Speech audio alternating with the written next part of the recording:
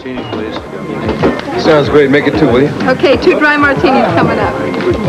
I still can't believe it. What else could possibly happen to us? Sure had a run of bad luck lately, haven't we? No kidding. Lost the Quartermain fortune. My wife is divorcing me. Now the hospital ship is gone. Sure, I'm beginning to understand where your head's been lately. Yeah, it feels pretty rotten, doesn't it?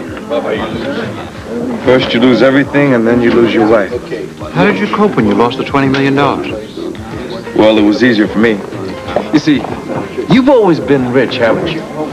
Always. Well, you see, I've always been poor. It wasn't a big adjustment for me. I was used to being poor. Yeah, but you can't have liked it. No. Rich is definitely better. Thanks. No truer words were ever spoken. Cheers. Cheers.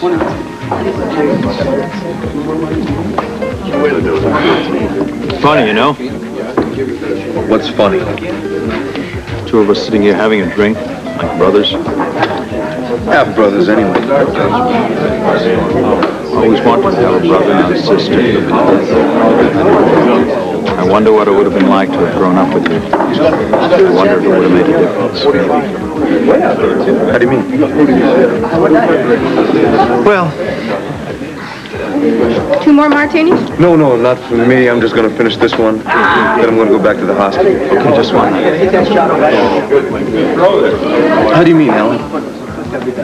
What would have made a difference?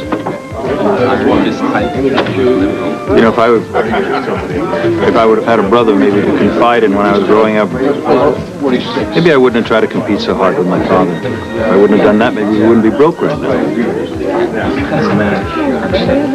You know, Buzz has always been the closest thing I've ever had to a brother. Is he going to be all right, Alan? Is he going to be okay? I think he could come out of this better than either one of us. So I'm going to try to kill him. But life goes on, and things for him will be the way that they were. I wish someone would try to kill me. Then my troubles would be all over.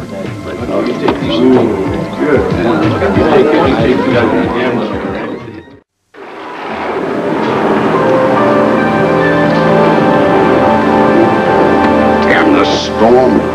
Edward, where's Lila? I wish I knew. She's not out in this mess, is she? Yeah, I'm afraid so. She and Stella have gone house hunting. In a hurricane? Well, they should have been back by now.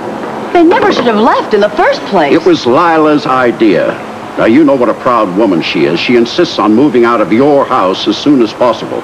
So if anything happens to her, it's your fault. Cheap shot, Edward, even for you. Yeah? Well, there's one way you could make amends. I would do anything. Good. For Lila. How about floating us alone? I don't really think she'd accept it. Well, Alan and I will happily accept it on her behalf. Never again will I become financially involved with either one of you. Monica, do you realize who you're talking to? Mm-hmm. Yes, someone who just blew a fortune. I'm not going to let them squander any of my money on one of your get-rich-quick schemes. Monica, I would pay you back in a matter of days. And with interest, of course. Well, Edward, I think the Quartermains are really not my idea of a sound investment, because it was greed that brought you down, Edward. Nothing more and nothing less.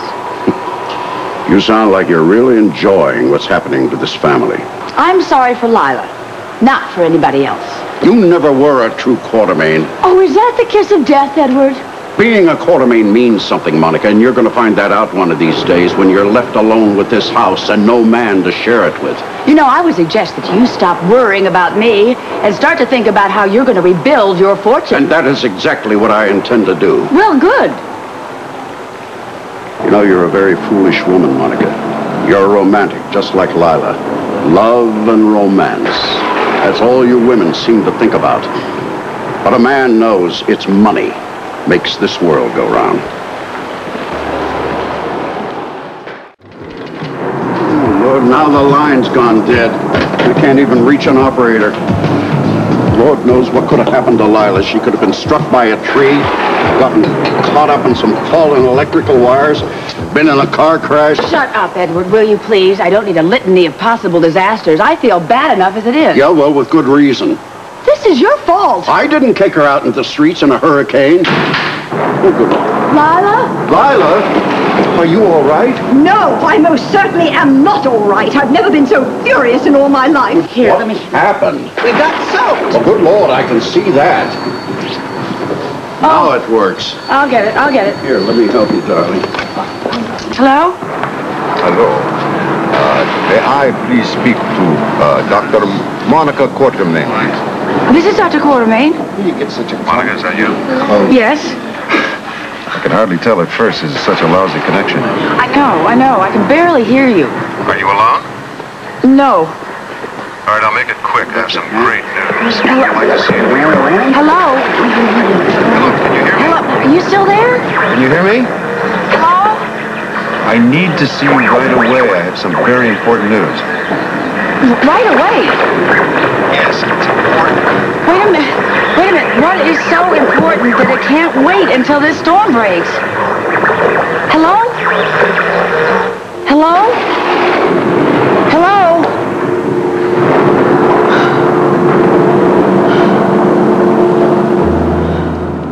Will that be all?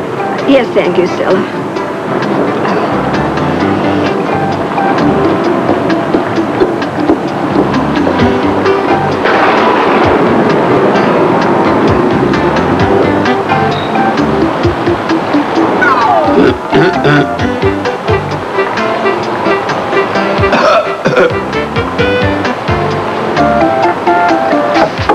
Knock, knock.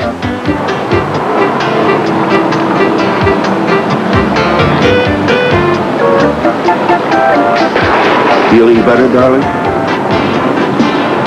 Oh, come on, Lila. You're not still angry with me, are you? I guess you are. You'd better get used to it. Lila, I am sorry about the rain. Edward, do you honestly believe that I'm angry at the heavens for opening up and drenching me? Well, no, but I thought you were blaming me for the hurricane. Your greed has brought everything else down on us, but not this storm. Today was the last straw. Trooping all over Port Charles in the pouring rain, trying to find a place to live.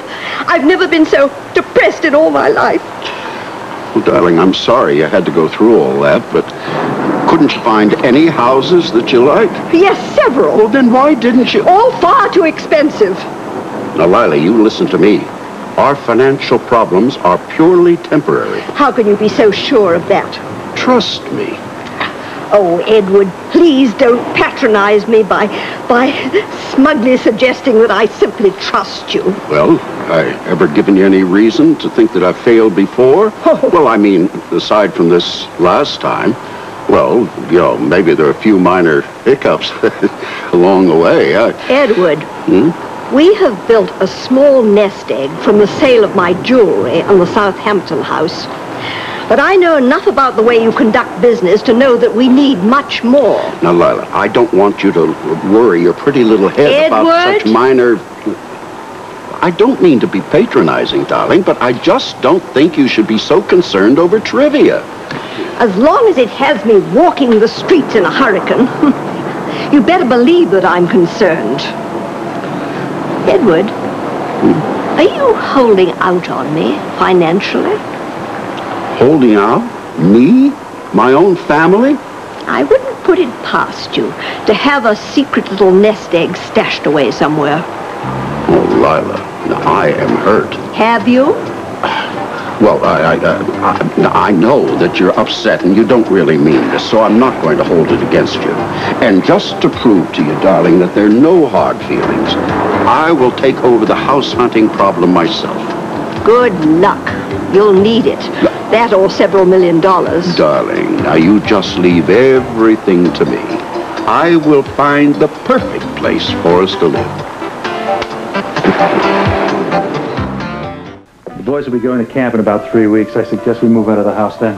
All right. Meanwhile, later today, darling, I'd like to drive you around to look for a house to rent. Anytime, Edward. Alan. Yes, Mother. Alan, dear, is there a shred of hope that you and Monica might reconcile? I don't think so. Yeah, it's too bad. If you did, at least we might have a roof over our heads. Oh, Edward, there's much more to it than that. Yes, there is. I'll get it. I've got to go to the hospital anyway.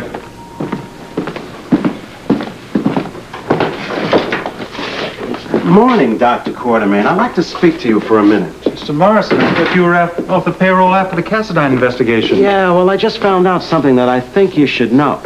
Something I should know? What's that? Well, it's a little embarrassing. You see, I don't work for nothing. Mr. Morrison, I don't have any money to afford anything right now. Well, when I tell you that my info concerns your wife and another man, I think you'll come up with something. Yeah, I think so, too. Father. Morning, Mr. Morrison. Hi, Mr. Quartermain. Listen, Monica and I have finished anyway. Why should I waste the money? Well, it might be money well spent. Unlike the money you threw away when you made her the beneficiary of your new life insurance policy. Why don't you tell your mother that the peonies are in bloom? She'll rush right out there to see them. I don't want her in on any of this dirt involving Monica. Okay, now this check that I'm giving you is from a secret emergency account, and I want it kept a secret. I don't know what you mean. I don't want anybody to know that I've got money in any other bank here in Port Charles. Well, look, if I work for you, people are going to know you're paying me. Tell them you're working for me out of the goodness of your heart. The people who know me are never going to believe that, Mr. Quartermain. Tell them you owe me, Chuck. Hold it, here comes Alan. The peonies are not in bloom, Father. You made me look like such a fool in front of Mother. Alan, why are you in such a bad temper this morning? Amongst other things, I'm sore because I don't even have enough money to afford to find out with whom my wife's having an affair. As a doctor... Look, I told you I don't have any money. Look, Doctor, let me finish. I've got to get to the hospital. Now, Doctor, look, I just want to say that I've had some second thoughts here. You know, I realize that I owe you. You owe me?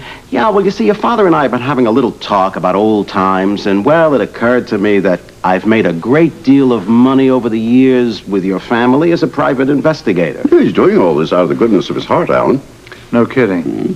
What have you got, Mr. Morrison? All right. Last week, a friend of mine who runs a very fancy catering service told me that he got a call to cater a very expensive but private dinner for two. So? Well, he was a little leery about taking this job because the address for this fancy dinner was in a warehouse down by the docks. I don't get it. Well, I get it. Sean Donnelly's warehouse? I got it. Expensive? Very. That seems a bit extravagant for somebody who's supposed to be broke, wouldn't you say? The important thing is, was Monica the woman that was there? Well, there was a woman involved, and what I told my friend is that if you give me a picture of her, I'll take it to him, and he'll check it out the next time he goes. All right, fine. One here.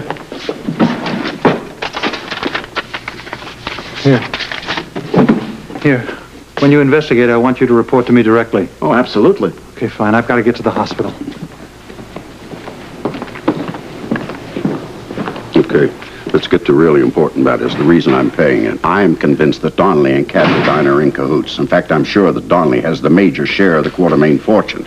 I doubt he's going to split 50-50 with some two-bit, guy who's like Cassadine.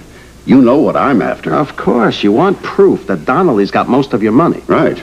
Now, this woman that he's whining and dining, is this Monica? I thought you didn't want to bother about the affair. Well, of course I want to bother about the affair. I mean, if it turns out that she's been a double agent and working with Donnelly all this time, I want to nail her, too. Now, I know what King Lear went through, only I'm not such a big fool. After all, Monica's only my daughter-in-law. All right, I'm going to report to you about that, too, Mr. Quartermain. Yeah?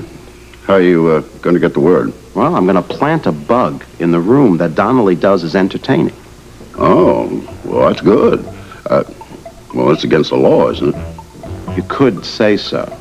Well, you remember this. Inasmuch as I'm paying you so well, if they find you out and anybody comes to see me, I am going to deny everything.